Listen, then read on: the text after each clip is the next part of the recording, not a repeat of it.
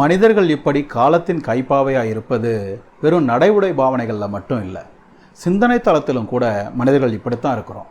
அறிவியல், தத்துவம், மதிப்பீடுகள் போன்ற துறைகள்லையும் கூட காலத்தின் இழுப்பு விசையிலிருந்து தப்பிக்கிறது ரொம்ப ரொம்ப கஷ்டம். மனுக்குலத்தின் ஆசிரியன் என்று போற்றப்பட்ட அரிஸ்டாட்டில் சூரியன்தான் பூமியை சுற்றி வருதுன்னு நம்பினார். மாமேதையான பிளேட்டோ மறுஜென்மம், கூடுவிட்டு கூடுபாய்தல் போன்ற விஷயங்களை நம்பினார்.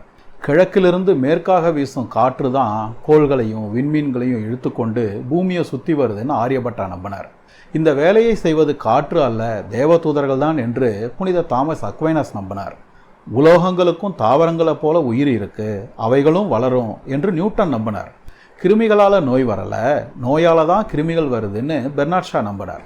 இன்றைக்கி 5வது 6வது படிக்கிற பிள்ளைகளுக்கு கூட தெரிகிற சில பதில்கள் வரலாற்றின் மகத்தான பல மாமேதைகளுக்கு தெரியாமல் இருந்திருக்குது.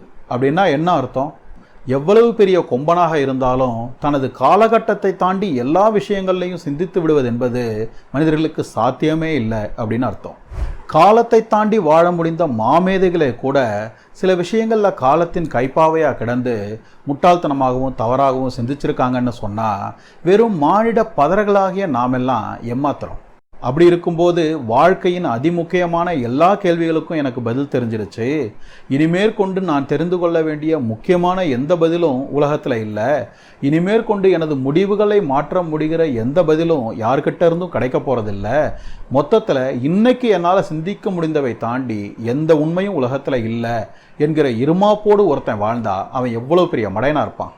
ஒவ்வொரு நாத்திகனும் அப்படிப்பட்ட ஒரு மடையன்தான்.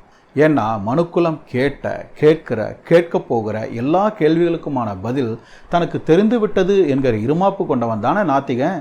அப்படி இல்லைன்னா இதுதான் உலகம், இதுதான் வாழ்க்கை என்கிற மிகப்பெரிய பதில்களை சொல்லுகிற துணிச்சல் எங்கிருந்து வரும்? உலகம் எதற்கு, வாழ்க்கை எதற்கு என்பது போன்ற கேள்விகளுக்கெல்லாம் பதில் சொல்லுகிற உரிமையோ தகுதியோ ஒரு மனிதனுக்கு இருக்கவே முடியாதே. இன்னும் ஸ்கூலுக்கே போக தொடங்காத சில குழந்தைங்க ஸ்கூலுக்கு போகிறதுல ரொம்ப ஆர்வமாக இருக்கிறத பார்த்துருப்பீங்க. ஆனால் ஸ்கூலுக்கு போன ஒரே வாரத்தில் போக மாட்டேன்னு அடம்பிடிப்பாங்க. ஏன்னா பையன் மாட்டிக்கிட்டு தின்பண்டத்தை எடுத்துகிட்டு போய் ராட்டினத்தில் சுற்றிட்டு விளையாண்டுட்டு சாப்பிட்டு வர்ற இடம் தான் ஸ்கூல் அப்படின்னு அதுங்க நினச்சிருக்கோம். ஆனால் ஸ்கூலுங்கிறது அதுக்காகவெல்லாம் இல்லைன்னு தெரிஞ்ச உடனே ஸ்கூல் மேலேயே வெறுப்பு வந்துடுது.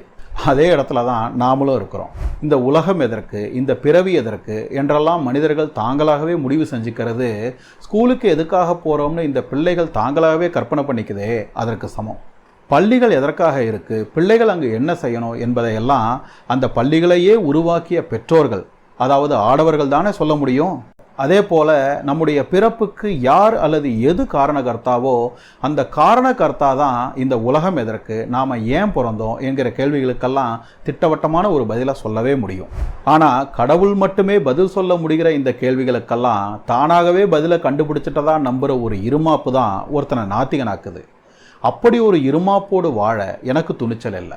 ஏன்னா ஆஸ்கர் வைல்டு சொன்ன மாதிரி நான் என்ன விடலையா எனக்கு எல்லாம் தெரியறதுக்கு.